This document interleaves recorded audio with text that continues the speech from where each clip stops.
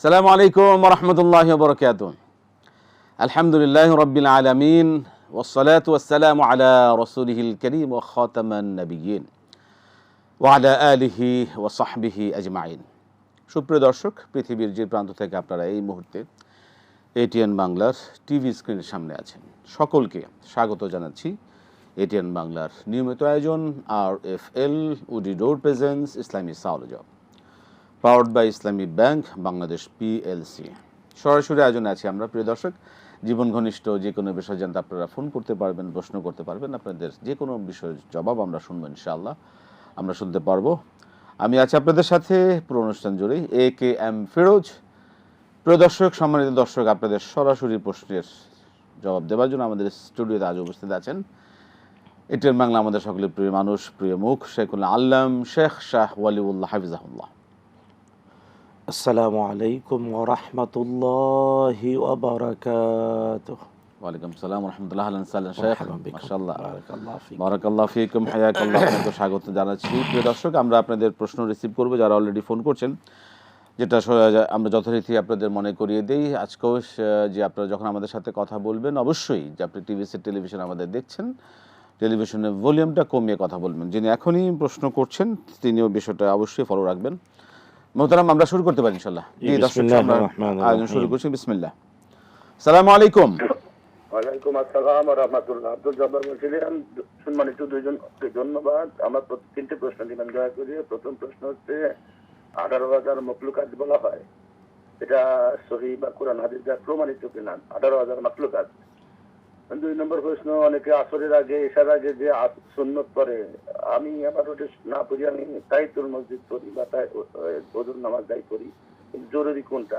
ওটি বাদ দিয়ে অনেকে 4 রাকাত সুন্নত করে আসর বা এশার আগে, আর তাহিয়াতুল মসজিদ ওইটাই জরুরি না এটাই জরুরি, স্যার বলবেন। আর 3 নম্বর প্রশ্ন হচ্ছে, যখন কেউ কারো মারা যায়, ছেলে মারা যাক আর মেয়ে মারা যাক, তারা বয়স্ক যারা তারা কয় যে আল্লাহ আমাদের নিলে না কে, তার মাথায় রেখে আবেগে হয়তো বলে, এটা বলাটা আসলে কি মানে ঘাটতি পড়ে কিনা, যে আল্লাহ তার বদলে আমার নিলে ভালো হইতো, আমার নিলে নাকি আল্লাহ, আমি থাকলাম কেন, এইভাবে বলে আর কি, আবেগে বলে যদিও, তারপরে কি ইমান কোনো না?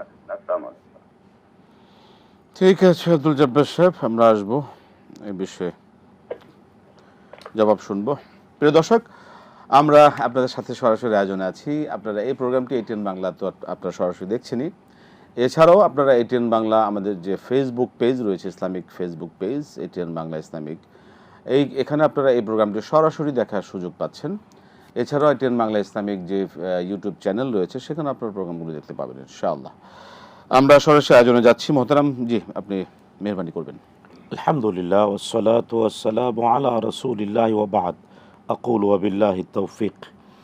প্রথম প্রশ্ন যে 18,000 মখলুকাত মানে সৃষ্টির সংখ্যাকে গনে গনে 18,000 বলা, এটা এক সময়ের জন্য হয়তো ঠিক ছিল, যখন পৃথিবীতে জ্ঞানের এত প্রচার, এত প্রসার, এমনকি সৃষ্টি সম্পর্কে এত গবেষণা তখন হয়তো ছিল না। কিন্তু এখন বর্তমান সময়ে এই কথাটা সর্ববই সত্যের সাথে সাংঘর্ষিক।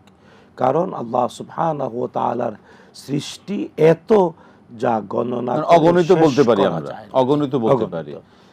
এমনকি আল্লাহ তাআলা সূরাত আর-রহমানে বলেছেন, কুল্লা ইয়াউমিন হুয়া ফি শান, প্রতিদিন সৃষ্টি বড় হচ্ছে, প্রতিদিন নতুন নতুন সৃষ্টি হচ্ছে। তাই সৃষ্টি জগৎটা সম্প্রসারিত হচ্ছে প্রতি মুহূর্তে, তাই সৃষ্টি জীবের সংখ্যাও প্রতিদিন বাড়ছে।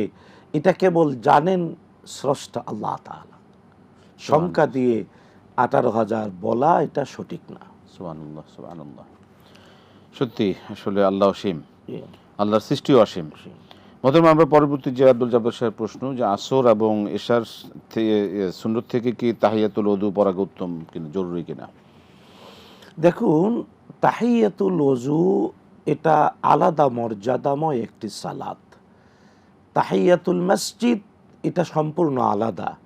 তবে হ্যাঁ, তাহিয়াতুল মসজিদ, তাহিয়াতুল ওযু যে ইবাদতগুলো কারণের সাথে জড়িত, তা কিন্তু কখনো কখনো একসাথে মার্জ করে।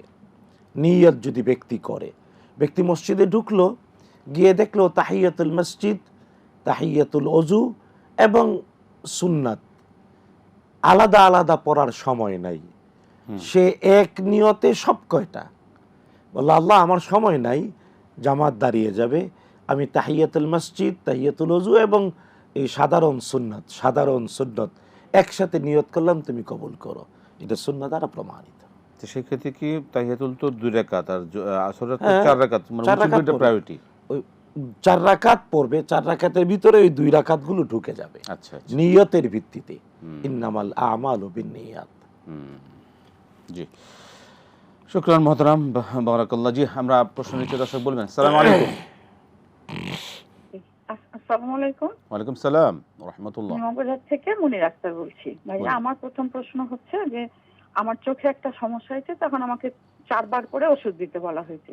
তো আমি এই যে আইয়ামবিতে সিয়ামটা পালন করছি, তো এই অবস্থায় কি আমি চোখে ওষুধ দিতে পারবো কিনা, এটা আমার প্রথম প্রশ্ন। আর দ্বিতীয় প্রশ্ন হচ্ছে, আমি আপনাদের কাছে উচ্চারণটা একটু ভালো করে শুনতে চাচ্ছিলাম।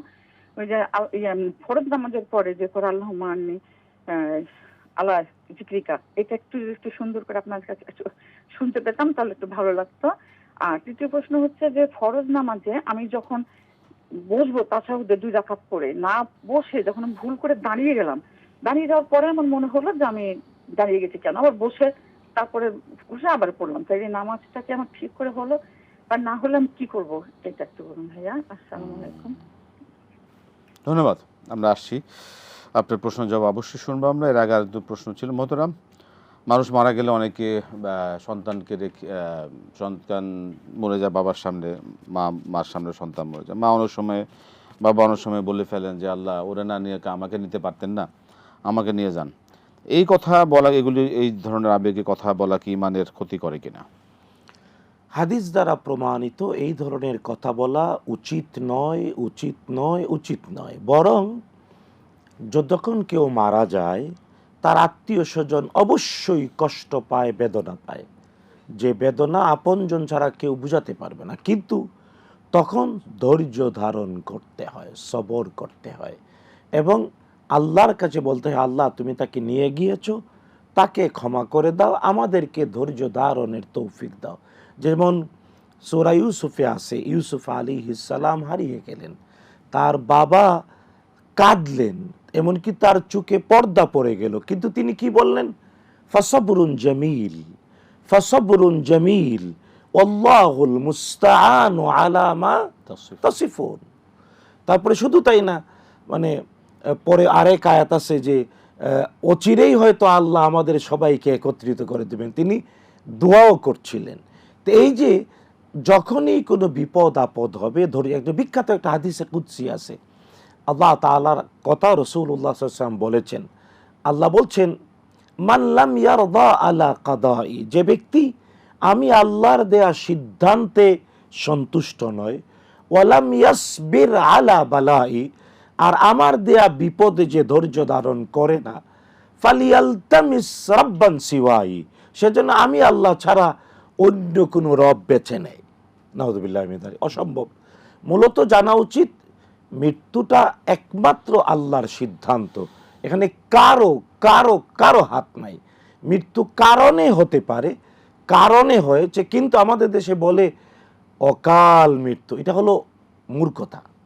অকাল মৃত্যু বলতে কোনো কথা নাই, যখন মারা গেছে এটাই তার জন্য নির্ধারিত। সুতরাং অকাল মৃত্যু বলা যাবে না, মারা গেলে আমারে নিলে না কেন, অথবা অন্ধকার যুগের মতো বা মূর্খত্বকে সামনে রেখে বিলাপ করা যাবে না। বরং যারা কেউ মারা যাওয়ার পরে সবর করে, আল্লাহকে বলে সবরুন জামিল, বলে আল্লাহ তাকে ক্ষমা করে দাও, ফেরেশতাদেরকে আল্লাহ জিজ্ঞেস করেন, ও আমার ফেরেশতারা, তোমরা তো প্রাণটা কবজ করে নিয়ে আসলে, তখন তার পরিবার কি করছিল? ফেরেশতাদের কাছ থেকে আল্লাহ রিপোর্ট নেন, আল্লাহ জানেন। তবুও যখন ফেরেশতারা বলে যে পরিবারের কেউ মারা গিয়েছে, তারা বিলাপ করে নাই, সবর করেছে, আল্লাহ তোমার কাছে তার ক্ষমা প্রার্থনা করেছে, তারা নিজেদের ধৈর্যের জন্য তোমার সাহায্য চেয়েছে, ফেরেশতাদের মুখ থেকে আল্লাহ এই রিপোর্ট পেয়ে আল্লাহ বলেন, তাহলে তোমরা সাক্ষী থাকো, যারা আমার দেয়া এই বিপদে ধৈর্য ধারণ করেছে, মাইয়েতের জন্য ক্ষমার প্রার্থনা করেছে, আলহামদুলিল্লাহ বলেছে, তাদের জন্য জান্নাতে আমি একটি ঘর বানিয়ে দিলাম, এর নাম বাইতুল হামদ, প্রশংসার ঘর। অপরদিকে যারা আল্লাহর সিদ্ধান্ত তো কেউ পাল্টাতে, পৃথিবীর কেউ পাল্টাতে পারবে না, তো যখন বিলাপ করে উল্টা পাল্টা কথা বলে ফেরেশতারা বলেন আল্লাহ ওরা তো তোমাকে গালি দিয়েছে, নাউযুবিল্লাহি মিন যালিক কাসেও। আচ্ছা, শুধু তাই না, বলে আল্লাহ মানে আল্লাহর দোষ ধরতে, অথচ আল্লাহ হলেন সুবহান মাহফুজুন মিন কুল্লি আইব, আল্লাহর কোনো ত্রুটি নাই। তো আল্লাহ আমারে দেখলো না ওরে দেখলো, এই সমস্ত কথা আল্লাহর উপরে দোষারোপ করা হয়, এতে আল্লাহ রাগান্বিত হন, কঠিন শাস্তির ঘোষণা আল্লাহ আল্লাহ তাআলা দেন। আমাদের- সুতরাং আবেগকে নিয়ন্ত্রণ করতে হবে, জি। আজে বাজে কথা বলা যাবে না। প্রিয় দর্শক, খুবই সতর্ক থাকতে হবে। ও সময়টা যদিও খুব কঠিন একটি সময়, কারো যখন আত্মীয় প্রিয়জন চলে যায় আল্লাহর ফয়সালার কারণে, সেখানে অনেকে আমরা অনেক আর এই জন্যই তো অনেক- ইসলাম সেটাই। শিখিয়েছে, তখন আপনজন যাবে, আত্মীয় স্বজন যাবে, সেটাই। বন্ধু বান্ধব যাবে, সবাই গিয়ে সান্ত্বনা দেবে, সান্ত্বনা যাতে দেবে। করে জি। উল্টাপাল্টা না বলে। মতন অনেক অনেক অনেক মানে দুঃখজনক হলে শুধু অনেক ভালো লোকও দেখা যায়, বা আমরা বিভিন্ন মিডিয়াতে দেখি অনেক বিজ্ঞজন, অনেক জ্ঞানী লোকও বলে থাকেন না তার এই অসময়ে চলে যাওয়াটা আমরা মেনে নিতে পারছি না না। এই যে কথা, এটা তার মূর্খতা, এটা তিনি আসলে যেই হোক না এটা- কেন, এটা- এটা- এটা এইভাবে আমাদের কথা বলাটা কথা- অজ্ঞতা, মূর্খতা। খুবই আল্লাহ সতর্ক হেদায়েত থাকতে হবে। নসিব আমার করুন। কোন কথার কারণে আল্লাহ সুবহানাহু ওয়া তাআলা আমার উপর আমার কথার কারণে আমার ইমানের ক্ষতি হচ্ছে, আমার আমলের ক্ষতি হচ্ছে, এই বিষয়গুলো খুব সতর্ক থাকা দরকার। প্রিয় দর্শক, আমরা সতর্ক হব। মতন একটা প্রশ্ন যে আমরা, জি আসসালামু আলাইকুম। ওয়ালাইকুম সালাম, আমি মামুন রেজা বলছি নওগাঁ থেকে। জি মামুন সাহেব বলুন। এক নম্বর হলো যে তাবিজ ব্যবহার করা যাবে কিনা। আমার তাবিজ। ওয়াইফ অসুস্থ ছিল, তারপরে ওনার দুই বোন হজ করছে, ওরাই আর কি তাবিজ করতে উৎসাহ দিচ্ছে, এটা ঠিক কিনা। আচ্ছা, আর দুই নম্বর হলো যে ফরজ নামাজের পর ছাড়া সম্মিলিত মুনাজাত অন্যান্য মানে কোন উপলক্ষে একসঙ্গে সম্মিলিত মুনাজাত করা যাবে কিনা। আর মাসনুন দোয়াগুলো ছাড়া আমরা অন্যান্য সময় কাজের ফাঁকে ফাঁকে কি কি সুন্নাহ তাসবিহ জিকির করতে পারি, যেগুলো খুবই গুরুত্বপূর্ণ। আসসালামু আলাইকুম। ঠিক আছে, ধন্যবাদ মামুন সাহেব। আমরা আপনার প্রশ্ন ছাড়া আরও প্রশ্ন রয়েছে আমাদের, আরও শুনবো। একটা বিরতি সময় হয়ে গেল। প্রিয় দর্শক, আপনারা দেখছেন RFL woody door presence Islami সাওলজা, powered by Islami bank Bangladesh PLC। সময় হলো একটি বিরতি নেবার, আমরা বিরতিতে যাচ্ছি, ফিরছি বিরতির পর আবার ইনশাআল্লাহ আপনাদের সাথে সরাসরি আয়োজনে।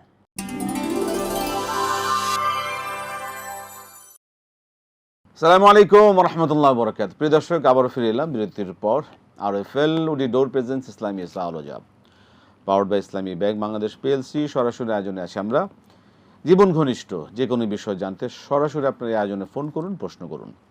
মোহতারাম, আমরা যে প্রশ্ন পেয়েছিলাম এক এক করে জবাব শুনবো, তার আগে একটা প্রশ্ন নিয়ে দর্শক অপেক্ষায় আছেন। জি বলবেন। আসসালামু আলাইকুম। ওয়ালাইকুম আসসালাম। বলুন কি জি, প্রশ্ন। আমি একটু প্রশ্ন করতে চাচ্ছিলাম। জি আচ্ছা, ওই যে এই যে সাধনা করার ব্যাপারে প্রতিদিন কিছু না কিছু সাধনা করার কথা তো বলা আছে, যে কিছু না কিছু সাধনা করো তোমরা। আচ্ছা, তো এখন কেউ যদি প্রতিদিন কিছু পরিমাণ টাকা, ধরেন 50 টাকা, 60 টাকা বা 70 টাকা এই ধরনের আর কি, যদি ওই যে ঘরে যারা কাজ করে তাকে দিল, বললো কি তুমি কিছু রাখো, তুমি যাওয়ার সময় আমি একে পথে কোনো ফকির বা কাউকে দিয়ে দিও, এই জন্য প্রতিদিন ওই একজনকেই দেওয়া, কি এটা কি ঠিক আছে? কারণ আমাদের তো আবার বের হওয়ার স্কোপ নাই ঘর থেকে, সেই কারণে প্রতিদিন কি একই ব্যক্তিকে এরকম সৎকার করলে কি কোনো অসুবিধা আছে? আর আরেকটা হচ্ছে, শুধু সাল্লাল্লাহু আলাইহি ওয়াসাল্লাম বললে কি দরুদ পাঠের সব পাওয়া যাবে কিনা, মানে যতবার খুশি ততবার বলা আর কি। আসসালামু আলাইকুম। ওয়ালাইকুম আসসালাম রহমতুল্লাহ বরকাত। ধন্যবাদ। আমরা আসছি আপনার প্রশ্নের জবাবে। এর আগের কিছু প্রশ্ন রয়েছে। রোজা অবস্থায় চোখে ড্রপ দিলে কি রোজার ক্ষতি হবে কিনা? না, এই ক্ষেত্রে খেয়াল রাখতে হবে যে চোখে আপনি ড্রপ দিলেন, যখন চোখের নেত্রনালী বেয়ে বেয়ে এটা কণ্ঠনালীতে আসে, যদি গলায় ঔষধের কোনো প্রভাব অনুভব করেন, কোনো কেমিক্যালের উপস্থিতি, তিতা লাগা বা কোনো কিছু, তাহলে তুতু করে ফেলে দেবেন। 4 রাকাত বিশিষ্ট সালাতে 2 রাকাতে না বসে যদি দাঁড়িয়ে যাই, সেক্ষেত্রে কি করণীয়? যদি না, দাঁড়িয়ে যাওয়াটা কতক্ষণ? যদি আপনি রুকু অবস্থার মতো দাঁড়ালেন, তার মানে অর্ধেক। এই ক্ষেত্রে ফুকাহাদের বক্তব্য হলো আপনার তখন স্মরণ হয়ে গেল, বসে গেলেন, অর্ধেক দাঁড়িয়েছেন, পূর্ণ হন নাই, অর্ধেক অবস্থায় মনে পড়লো, তা বসে পড়লেন, সালাত কন্টিনিউ করবেন। কিন্তু যদি শটান হয়ে দাঁড়িয়ে গিয়ে থাকেন, একেবারে সোজা দাঁড়িয়ে গিয়ে থাকেন, তাহলে পরে স্মরণ হলো, বসে গেলেন, আপনাকে সাজদায়ে সাহু দিতে হবে সর্বশেষ। দাঁড়িয়ে গেলেও বসতে হবে? হ্যাঁ, একেবারে দাঁড়িয়ে গেল, ফরজ সালাত শেষ রাকাত, দাঁড়ানো তো ফরজ মোহতারাম। কিন্তু দাঁড়িয়ে গেল, সে তো ভুলে দাঁড়ালো। পরে সহজে দিল। জি, বললাম তো, দাঁড়িয়ে গেল হুম হুম মানে পূর্ণ দাঁড়িয়ে গিয়েছে, স্মরণ হয়েছে, দাঁড়ানোর সাথে সাথে স্মরণ হয়েছে, কোনো সূরা পড়তে শুরু করেনি, দাঁড়ানোর সাথে সাথে স্মরণ হয়েছে, বসে পড়বে, আর সর্বশেষ সাজদায়ে সাহু দিবে, এটা ভুলে করেছে। যদি ব্যাপারটা এমন হয় যে সর্বশেষ রাকাতে, তৃতীয় রাকাত, চতুর্থ রাকাতে দাঁড়িয়ে গিয়েছে এবং দাঁড়িয়ে সূরা পড়া শুরু করে দিয়েছে, সূরাতুল ফাতিহা পড়ে ফেলেছে, তারপরে মনে হয়েছে আমার তো এক রাকাত বেশি হয়ে গেছে, তাইলে এই ক্ষেত্রে দুইটি অভিমত। একটি হলো যে অবশ্যই সে রাকাতটা কন্টিনিউ করবে, কারণ এক রাকাতও সালাত আছে, উইতির সালাত এক রাকাত পড়া যায়, সুন্নাহ দ্বারা প্রমাণিত, বুখারী মুসলিমের হাদিস। তাই 4 রাকাত ফরজ অতিরিক্ত আরেক রাকাত পড়েছে বলে ভুল হয়েছে, সাজদায়ে সাহু দেবে। বসা তো হলো ওয়াজিব, দাঁড়ানোর ফরজ, 2 রাকাতে, তাই না? সেই ক্ষেত্রে যদি দাঁড়িয়ে যায়, সেক্ষেত্রে ফরজটাকে দ্বিতীয় রাকাতে না, মানে সে 2 রাকাতের বৈঠক না করে দাঁড়িয়ে গিয়েছে, বৈঠকটা হলো ওয়াজিব, কিন্তু ফরজটা দাঁড়ানো কখন? আফটার ওয়াজিব, আচ্ছা, বিফোর ওয়াজিব না। ওয়াজিব আদায় করার পরে তৃতীয় রাকাতে দাঁড়ানোটা আচ্ছা, তার জন্য ফরজ। সুতরাং ধারাবাহিকতা, প্রায়োরিটি বেসে যে আগাবে এবং ওয়াজিব ভুল করার জন্য সর্বশেষ সাজদায়ে সাহু দেবে। আচ্ছা, পরবর্তী প্রশ্নে যাই আমরা। জানতে চেয়েছিলেন দর্শক যে আল্লাহুম্মা আইন্নি আলা যিকরিকা, এটার উচ্চারণটা সুন্দর করে বলে দিবেন। আপনি বলে দিন। না না, আপনার কাছে আপনি মুহতারাম আছেন। আচ্ছা, রাসূলুল্লাহ সাল্লাল্লাহু তাআলা আলাইহি ওয়াসাল্লাম আবু বকর সিদ্দিক রাদিয়াল্লাহু তাআলাকে শিখিয়েছিলেন যে প্রত্যেক সালাতের শেষে এইভাবে বলবা, আল্লাহুম্মা আইন্নি আলা যিকরিক ওয়া শুকরিক ওয়া হুসনি ইবাদাতিক। থেমে থেমে বললে এইভাবে, একসাথে যদি বলে আল্লাহুম্মা আইন্নি আলা যিকরিকা ওয়া শুকরিকা ওয়া হুসনি ইবাদাতিক, অর্থটা একটু যদি বলে। হে আল্লাহ, আমাকে তুমি সাহায্য করো, তোমার তৌফিক দিয়ে ধন্য করো, তোমার জিকির করার, তোমার কৃতজ্ঞতা আদায় করার, শুকরিয়া আদায় করার এবং অতি উত্তম পন্থায় তোমার ইবাদত করার। সুন্দর, জি। আচ্ছা, আমরা পরবর্তী প্রশ্নে যাই, যেটা হচ্ছে যে তাবিজ ব্যবহারের বিষয়ে জানতে চেয়েছিলেন। দেখুন, তাবিজ 3 ধরনের হয়। 1 নাম্বার তাবিজ হয় কিছু বস্তু দিয়ে, অর্থাৎ মানে কবরের মাটি, শুধু তাই না, মৃতদেহের হাড়ের অংশ, অথবা হাঁস মুরগের শরীরের অংশ, গাছের জড়, এইগুলা দিয়ে তাবিজ সম্পূর্ণ শিরক।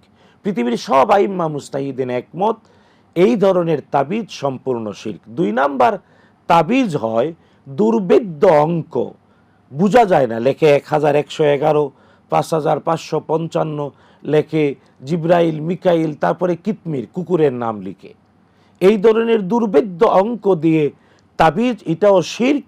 পৃথিবীর সব আইম্মা মুস্তাহিদিন একমত। 3 নাম্বার তাবিজ হয় কোরআন আল কারীমের আয়াত লিখে অথবা হাদিসের বিশুদ্ধ দোয়া লিখে। এইটা নিয়ে ইখতিলাফ করেছেন আমাদের সময়ের এই সাবকন্টিনেন্টের আলেমরা। তবে বিশুদ্ধ বর্ণনায় কোরআনের আয়াত লিখে অথবা বিশুদ্ধ হাদিস দিয়ে তাবিজ দেওয়াটাও জায়েজ নাই নাই নাই। কারণ বিশ্বনবী সাল্লাল্লাহু তাআলা আলাইহি ওয়াসাল্লাম তার থেকে 18টা বিশুদ্ধ হাদিস তাবিজের বিরুদ্ধে প্রমাণিত। শেখ নাফে আল অলিয়ানি নামে বিখ্যাত একজন সৌদি গবেষক তাবিজ নামে একটা বই লিখেছেন। শুধু তাই না, রাসূলুল্লাহ সাল্লাল্লাহু তাআলা আলাইহি ওয়াসাল্লাম তিনি নিজে তার কোনো সাহাবীকে তাবিজ দিয়েছেন প্রমাণ নাই। সাহাবায়ে কেরাম তারা লিখে কাউকে কোরআনের আয়াত লিখে তাবিজ দিয়েছেন, কোনো প্রমাণ নাই। শুধু তাই না, তাবেঈন দিয়েছেন, কোন প্রমাণ নাই।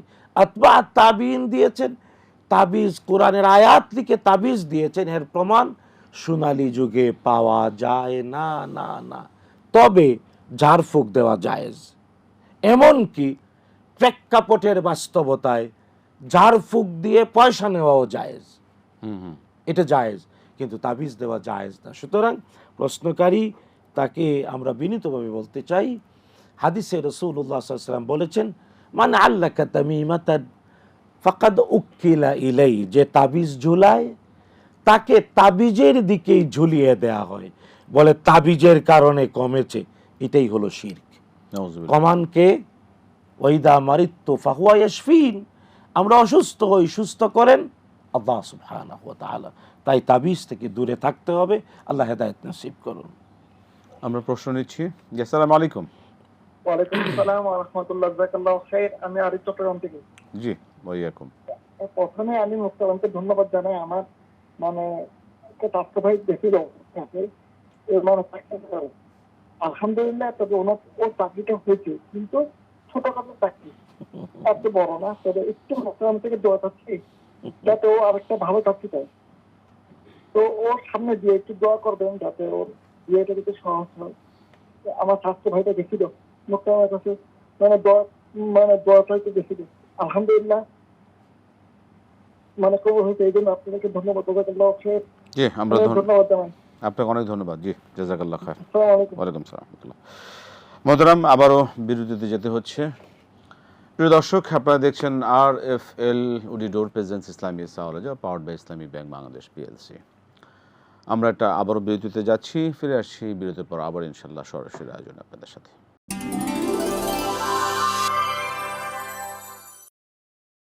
আসসালামু আলাইকুম ওয়া রাহমাতুল্লাহি ওয়া বারাকাতুহু। প্রিয় দর্শক, আবার ফিরে এলাম বিরতির পর। RFL woody door presence Islami সাওয়ালজা powered by Islami bank Bangladesh PLC সরাসরি আয়োজন। আমরা জীবন ঘনিষ্ঠ আপনাদের সকল বিষয়ে জবাব শুনছি।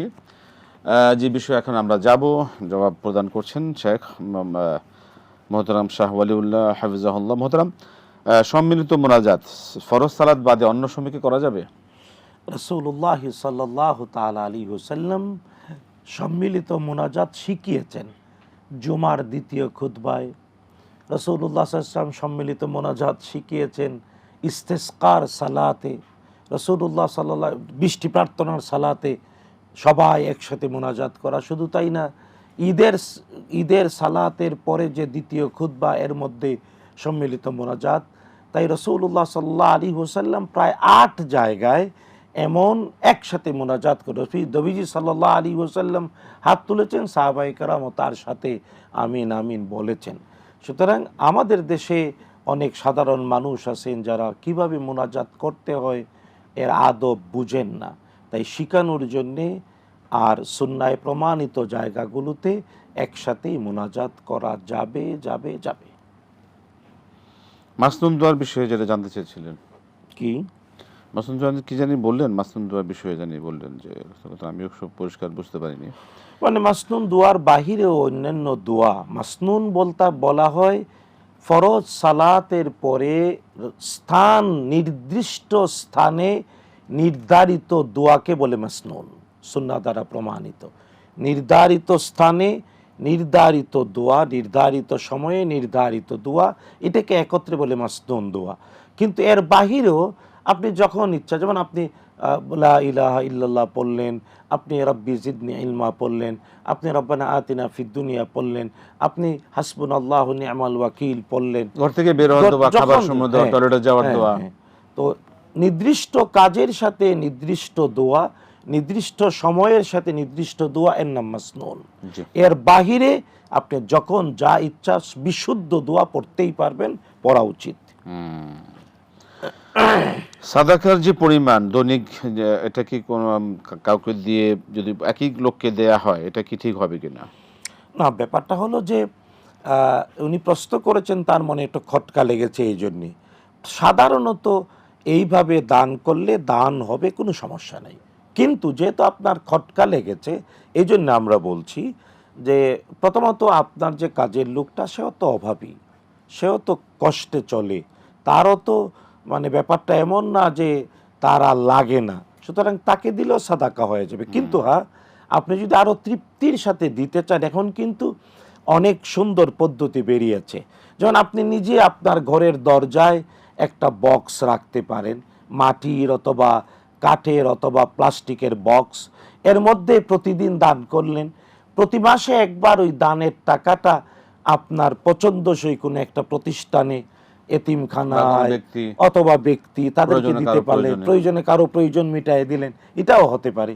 অথবা নতুন আরো পদ্ধতি বেরিয়েছে, অনেক প্রতিষ্ঠান এখন O2 আপনার অ্যাকাউন্ট থেকে প্রতিদিন কেটে নেবে, অথবা আপনার মোবাইল ফোনে অনেক ধরনের অ্যাপস আছে, ডিজিটাল অ্যাপস, এর মাধ্যমে প্রতিদিন কেটে নেবে, এটা হতে পারে। তাই যেহেতু আপনার মনে একটু খটকা লেগেছে, আমরা আরো অনেকগুলো বিকল্প পন্থা বলে দিলাম। জি, আচ্ছা, সাল্লাল্লাহু আলাইহি ওয়াসাল্লাম, এটা কি ছোট দরুদ হিসাবে পড়া যাবে কিনা?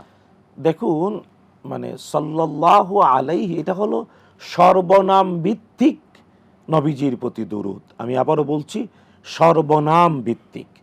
কারণ যখনই মুহাম্মদ শোনা হবে, এই নাম মিম হা মিম দাল, বিশ্বনবী সাল্লাল্লাহু আলাইহি ওয়াসাল্লামের পবিত্র নাম হিসেবে, তখনই সাল্লাল্লাহু আলাইহি ওয়াসাল্লাম বলতে হয়। তার মানে মুহাম্মদ সাল্লাল্লাহু আলাইহি ওয়াসাল্লাম এইভাবে বললে পূর্ণ দরুদ হবে। মুহাম্মাদুন সাল্লাল্লাহু আলাইহি ওয়াসাল্লাম এইভাবে পড়ুন, তাইলে এটা সংক্ষিপ্ত দরুদ। চাকরি হয়েছে আপনাদের দোয়ায়, এবং সামনে আরো যেন ভালো চাকরি পেতে পারে, এই জন্য দোয়া চেয়েছেন আরিফ সাহেব। না, দোয়া করি তো আমরা তো পীর সাহেব হয়ে যাচ্ছি আস্তে আস্তে, নাকি? দোয়া কবুল হয়ে যাচ্ছে, বরং আলহামদুলিল্লাহ। সবার দোয়াই আল্লাহ কবুল করেন, সবার চাওয়া পাওয়াই আল্লাহ তাআলা কবুল। আমাদের জন্য দোয়া চাই। বারাকাল্লাহু ফিকুম।